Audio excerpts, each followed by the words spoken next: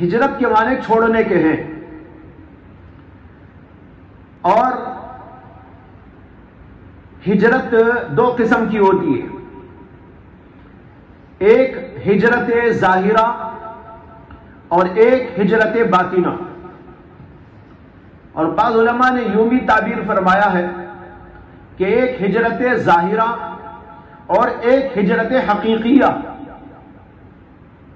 ہجرت ظاہرہ تو یہ ہے کہ اپنے دین کے تحفظ کے لیے آدمی اپنے ملک یا اپنے علاقے کو چھوڑ کر دوسرے ملک اور دوسرے علاقے کو چلا جائے، یہ ہے ظاہری ہجرت۔ اس کا مقصد ہوتا ہے اپنے دین کا تحفظ، اس لیے کہ جس جگہ پر ہے یا جس ملک میں ہے وہاں پر دین پر چلنے میں کچھ آسانی نہ ہو، پریشانی ہو، اور ایسی حرکات انجام دینا پڑتا ہو جو اسلام کے خلاف ہو، کچھ معصیتوں کا ارتکاب کر جانا پڑتا ہو۔ وہاں پر اپنے دین کے تحفظ کے لیے، اپنے اسلام کو بچانے کے لیے آدمی راہ فرار اختیار کرے اور دوسرے ملک میں جا کے پناہ گزین ہو جائے تاکہ اپنے دین پر، ایمان پر وہ برقرار رہے۔ یہ ہے ہجرت ظاہرہ۔ اور ایک ہے ہجرت باطنہ، یا یوں کہیے کہ ہجرت حقیقی، اور وہ یہ ہے کہ آدمی گناہ کو چھوڑ دے، تمام ظاہری اور باطنی گناہ کے چھوڑنے کا نام ہجرت، اور یہی اصلی ہجرت ہے۔ اس لیے کہ ہجرت کے معنی جو چھوڑنے کے ہیں اس میں سب سے پہلے تو یہی ہے کہ وہ کفر کو چھوڑو، معصیتوں کو چھوڑو، بدعات کو چھوڑو، گمراہیوں کو چھوڑو، ظاہری گمراہیوں کو، باطنی گمراہیوں کو، ظاہری معصیتوں کو، باطنی معصیتوں کو، تمام قسم کی بری باتوں کو چھوڑ دو۔ اس لیے کہ ایک آدمی ہجرت کر کے اپنا وطن چھوڑ کر دوسرے وطن کو جو جاتا ہے اس کا کیا مقصد؟ اس کا مقصد یہی تو ہے نا کہ دین پر چلے آدمی، گناہ سے بچے۔ تو معلوم ہوا گناہ سے بچنا ہی اصل ہے، ملک چھوڑ کر جانا اصل نہیں ہے۔ ملک چھوڑ کر جانے کی وجہ ہی یہ ہے کہ آدمی دین پر قائم رہے، استقامت کے ساتھ میں باقی رہے، اور دین کے تمام اعمال پر، عبادات پر پختگی کے ساتھ عمل پیرا رہے، معصیتوں سے بچتا رہے۔ تو معلوم ہوا کہ اصل تو یہی ہے۔ اس لیے جہاں بھی رہے آدمی وہ ہجرت کرے، یعنی گناہوں کو چھوڑے۔ لہذا آدمی گناہوں کو چھوڑے گا تو اس کا مطلب یہ ہے کہ وہ مہاجر ہو گیا، چاہے وطن چھوڑ کے نہ گیا ہو، ملک چھوڑ کے نہ گیا ہو، اپنے ہی وطن میں، اپنے ہی گھر میں موجود، لیکن آنکھوں کی حفاظت کرتا ہے، زبان کی حفاظت کرتا ہے، کانوں کی حفاظت کرتا ہے، دل کی حفاظت کرتا ہے، تمام معصیتوں سے ظاہری باطنی اپنے آپ کو بچاتا ہے، یہ آدمی اصلی مہاجر ہے۔ المہاجر، یہاں بھی وہی تعبیرات ہیں۔ جمہور کہتے ہیں المہاجر الف لام حد خارجی، اور مطلب ہے المہاجر الکامل، کامل مہاجر، اصلی مہاجر۔ وہ نہیں ہے جو وطن چھوڑ کے تو چلا گیا لیکن دین پر جمع نہیں۔ اصلی مہاجر وہ ہے من حجر ما نہى اللہ عنہ، جو ان تمام گناہوں کو، معصیتوں کو چھوڑ دے جن سے اللہ نے منع کر رکھا ہے۔ تو تمام گناہوں کو چھوڑ دینے والا ہی دراصل اصلی مہاجر۔ جمہور نے یہاں پر الف لام کو عہد خارجی مان کر مہاجر سے مراد مہاجر کامل لیا۔ علامہ انور شاہ کشمیری وہی بات یہاں بھی کہتے ہیں کہ الف لام کو جنسی مانو اور یہ کہو جنس مہاجر وہ ہوتا ہے جس کا یہ انداز زندگی کہ وہ اپنے رب کو راضی کرنے کے لیے تمام گناہوں کو چھوڑ دیتا ہے، ظاہری اور باطنی، اس کو کہتے ہیں مہاجر۔ اس کے اندر زور کلام ہے، جیسے کہ اوپر میں نے بتا دیا آپ کو۔ تو لہذا تمام گناہوں کو چھوڑنا یہ مہاجر کا کام ہوتا ہے۔ اور ایک ہجرت وہ بھی ہے جس کا ذکر کیا، ہجرت ظاہرہ اس کو کہتے ہیں، وطن چھوڑ کے چلا جانا، لیکن اس کا بھی اصلی مقصد یہی ہوتا ہے کہ آدمی اللہ کو راضی کرنے کے لیے وہاں سے نکل کر دوسری جگہ جاتا ہے تاکہ استقامت کے ساتھ دین پر قائم رہے۔ جیسے اللہ کے نبی علیہ السلام اور حضرات صحابہ رضوان اللہ تعالی علیہ مجمعین نے مکے کو چھوڑا۔ کیوں؟ مکے میں ایمان کے ساتھ باقی رہنے میں مشکلات پیش کر دی، مشکلات پیش آ گئی۔ کافر لوگوں نے جگہ جگہ ایسی صورتحال پیدا کر، ظلم، تشدد۔ تو اب ہو سکتا ہے کہ معمولی درجے کا کوئی ہو تو ڈگمگا جائے، لہذا حکم دیا گیا کہ یہاں سے رخصت ہو جاؤ اور جہاں پر مناسب جگہ ہے وہاں چلے جاؤ۔ حضرات صحابہ میں سے کچھ حضرات صحابہ نے حضور اقدس صلی اللہ علیہ وسلم کی اجازت لے کر ملک حبشہ کی طرف ہجرت کیا تھا۔ پہلے تو کچھ صحابہ گئے اور پھر اس کے بعد کچھ اور صحابہ گئے، دو دفعہ ہجرت کی حضرات صحابہ نے۔ اور پھر اس کے بعد اللہ کے نبی علیہ السلام کو حکم دیا گیا کہ مدینے کی طرف ہجرت کی جا سکتی ہے۔ اللہ کے نبی کے حکم پر بے شمار صحابہ جو مکے میں رہتے تھے انہوں نے ہجرت اختیار کی اور مدینہ تشریف لے گئے۔ پھر آخر میں اللہ کے نبی علیہ السلام نے بھی ہجرت فرمائی۔ اس ہجرت کا مقصد بھی تو اللہ کی رضا، دین پر استقامت، دین کا تحفظ، اپنے ایمان کا تحفظ اور اس کے اوپر استقامت کے ساتھ جم جانا، یہ ہے اصلی مقصد۔ تو یہ ہجرت گویا ظاہری ہجرت ہے۔ اصلی ہجرت اور حقیقی ہجرت گناہوں سے اپنے آپ کو بچانا، اور وہ گناہوں میں کفر بھی ہے، معصیت بھی ہے، اور چھوٹے گناہ بھی ہیں، بڑے گناہ بھی ہیں، اور ظاہری گناہ بھی ہیں، باطنی گناہ بھی ہیں۔ یہ سب کا سب چھوڑ کر اللہ کی رضا کے لیے دین پر قائم ہو جانے والا وہ ہے اصلی مہاجر۔ دیکھو وہ ہجرت تو نہیں ہے اب مکہ چھوڑ کر مدینہ جانے والی، لیکن یہ ہجرت تو ہے، ہر جگہ ہے۔ آپ اپنے گھر میں بیٹھ کر بھی مہاجر بن سکتے ہیں، اپنے مدرسے میں رہ کر بھی آپ مہاجر بن سکتے ہیں۔ اسے یہ عہد کرو کہ ہم مہاجر بن کے رہیں گے۔ کیسا بنیں گے؟ اپنے آپ کو گناہوں سے دور کر لو، سب سے پہلے تو توبہ کرو۔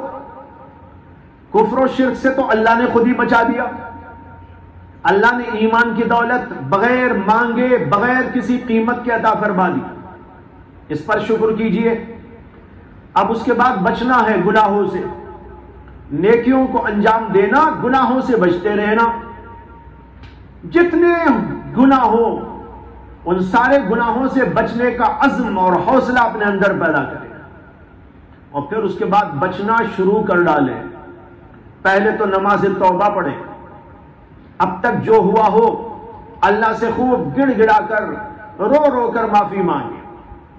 ظاہری اور باطنی جو کچھ بھی ہوا ہو گناہوں کے اعتبار سے ان سے معافی مانگ کر اللہ سے عہد و پیمان کرے کہ اللہ آئندہ نہیں ہوگا، آپ کی اطاعت کروں گا، فرما برداری کروں گا اور نیکیوں پر جمع رہوں گا، گناہوں کے قریب نہ جاؤں گا، کسی چھوٹے بڑے کسی بھی گناہ کو ٹچ نہیں کروں گا۔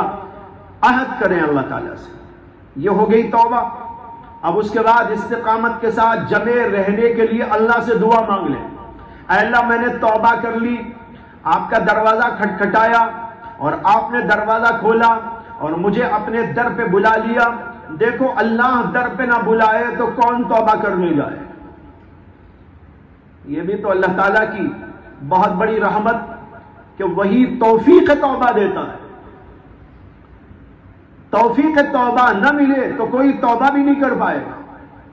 تو اگر کسی کو توفیق ہوئی وہ توبہ کرنے کے لیے اللہ کے در پہ چلا گیا تو اللہ سے وہ کہے اللہ آپ ہی کی رحمت نے مجھے کھینچا ہے، آپ کی شفقت نے مجھے کھینچا ہے اور شیطان سے ہٹا کر مجھے اپنے در پہ بلا لیا ہے، میں اس کا شکر گزار ہوں، میں شکر ادا کرتا ہوں، لیکن آپ سے یہ بھی درخواست کرتا ہوں کہ آئندہ اپنے در سے مجھے محروم نہ کیجیے، گناہوں سے بچنے میں میری مدد فرمائیے۔ شیطان میرے پیچھے لگا ہے، نفس میرے پیچھے لگا ہے، دونوں مجھے ہلاکت اور تباہی کے راستے پہ ڈالنے کے اوپر مصر ہیں اور پوری طرح لگے ہوئے اور جمے ہوئے ہیں. اے اللہ اگر آپ کی توفیق نہ ملے اور آپ میرا ساتھ نہ دیں تو پھر میں کچھ نہ کر پاؤں گا اور ان کا شکار ہو جاؤں. اس طرح اللہ تعالیٰ سے خوب گڑ گڑا کر آئندہ کے لیے استقامت کی دعا کرے اور پھر اس کے بعد جم کر رہنے کی کوشش کرے. لیکن اس کا مطلب یہ نہیں کہ آپ کو نفس بہکاوے میں نہیں لائے گا، شیطان آپ کو چھوڑ بیٹھے گا، بلکہ توبہ کر لینے کے بعد وہ اور چست ہو جائے گا. یہ یاد رکھو میری بات، آپ جب توبہ کر لیں گے، جب تک توبہ نہیں کریں گے نا وہ بھی ذرا ڈھیلا ڈھیلا رہتا ہے. کیا کرنا ہے، یہ تو خود ہی کر رہا ہے، جو میں کر رہا ہوں وہ تو خود ہی کر رہا ہے، یہ تو خود ہی الٹا سیدھا جب کر رہا ہے تو مجھے کیا زور لگانے کی ضرورت ہے. اس لیے وہ بھی آرام سے بیٹھا رہتا ہے. حضرت مجدد الفسانی رحمت اللہ علیہ نے اپنے مکتوبات کے اندر لکھا ہے ایک بزرگ کا قصہ. وہ بزرگ کہتے ہیں کہ میں ایک جگہ پر جا رہا تھا، وہ صاحب کش بزرگ تھے. کہتے ہیں کہ راستے میں نے دیکھا کہ ایک جگہ پر شیطان بہت اطمینان کے ساتھ میں بیٹھا ہوا ہے، کوئی کام نہیں. کہتے ہیں کہ میں نے اس سے پوچھا کیا تو شیطان ہی نہیں ہے؟ اس نے کہا ہاں میں شیطان ہوں. کہا کہ اتنی فرصت سے بیٹھ گیا، تجھے اتنی فرصت مل گئی؟ تیرا تو بہت زبردست کام ہے، ساری دنیا کو بہکانے کا، کافر بنانے کا، مشرک بنانے کا، معصیتوں میں مبتلا کرنے کا. اتنا بڑا تیرا پروگرام اور اتنے اطمینان سے بیٹھا ہوا ہے. مجدد الفسانی اور بزرگ کا مقولہ لکھتے ہیں کہ شیطان نے جواب کے اندر کہا اب مجھے فرصت اس لیے مل گئی ہے کہ میرے بہت ایجنٹ خود ہی تیار ہو گئے، میرا کام وہ سنبھال لیے، اب وہی سب کچھ کرتے رہتے ہیں، میں آرام کرتا رہتا ہوں. اب یہ واقعہ کہاں تک سچا کہاں تک جھوٹا کی بحث میں نہ جائیے. ایک بزرگ کا مکاشفہ ہے، اولیاء اللہ کو مکاشفہ ہوتا ہے، ہو سکتا ہے کبھی غلطی بھی اس میں ہو جائے. مکاشفہ کوئی حجت شرعیہ تو نہیں ہے، لیکن جب تک کوئی دلیل اس کے رد کی ہمارے پاس موجود نہ ہو تو ہم ان بزرگ کو جھوٹا بولنے کی بھی ہمت تو نہیں کر سکتے نا. اسی اولیاء اللہ کے مکاشفات بیان کیے جاتے ہیں، اس کے اندر بھی عبرت خیز بات ہے. تو اس لیے جب خود ہی انسان گناہوں میں مبتلا رہتے ہیں تو وہ بیٹھا رہتا آرام سے. لیکن جب آپ توبہ کر کر استغفار کر کے تہجد کی پابندی شروع کر دیتے ہیں، ذکر اذکار میں لگ جاتے ہیں، تعلیم و تعلم کے میدان میں خوب جم کے کام میں لگ جاتے ہیں، پھر اسے بہت پریشانی پیدا ہو جاتی ہے کہ بھائی اس کو کیسا بہکاؤ، کیا کر کے بہکاؤ، کون سی ترکیب استعمال کروں. اب ترکیبوں پہ ترکیبیں استعمال کرتا ہے، آزماتا رہتا ہے کہ کس تدبیر سے اس کو ہٹا. تو اس لیے میں نے کہا جب آپ توبہ کر کر جم جائیں گے، یہ نہ سوچئے کہ شیطان خاموش بیٹھ جائے گا، بلکہ وہ اور زیادہ چست ہو جائے گا. جب اور چست ہو جائے گا تو آپ کو کیا سست ہونا ہے اور مزید چست ہونا ہے. جی ہاں، اتنی بات ضرور ہے، یہ بھی سن لو کہیں آپ ہمت ہار دیں. یہ سن کر کہ ہم چست ہو گئے تو وہ بھی چست ہو جاتا ہے، پھر کیا ہوگا؟ ہوگا یہ کہ جب آپ اللہ سے لو لگا کر تعلق قائم کر کے جمنے کی کوشش کریں گے، وہ بہکاوے کی کوشش کرے گا، وہ ناکام ہوگا اور کامیاب آپ ہوں گے. اس لیے کہ مدد خداوندی آتی رہے گی، آپ اللہ کی پناہ میں جائیں گے. جب اللہ آپ کو اپنی پناہ میں لے لے گا، شیطان ناکام ہو جائے گا، کرے گا کوشش، کرے گا محنت، کرے گا تدبیریں، لیکن ناکام ہوتا جائے گا. اس لیے مایوس نہ ہو، بلکہ آپ یہ سمجھے کہ اس موقع پر اللہ کے نزدیک میرا مقام بڑھ جاتا ہے جب میں اللہ سے رجوع کر کے اس کی طرف چلتا ہوں. اور شیطان مجھے بہکانے کی کوششیں کرتا ہے، لیکن میں بہکنے کے بجائے اللہ کے قریب ہوتا جاتا رہتا ہوں. اللہ کے ہاں درجات کے اندر اضافہ در اضافہ ہوتا جاتا ہے. بہرحال بھائی، یہ ہے بننے کی کوشش کرنا. والمہاجر من ہجر ما نہى اللہ عنہ.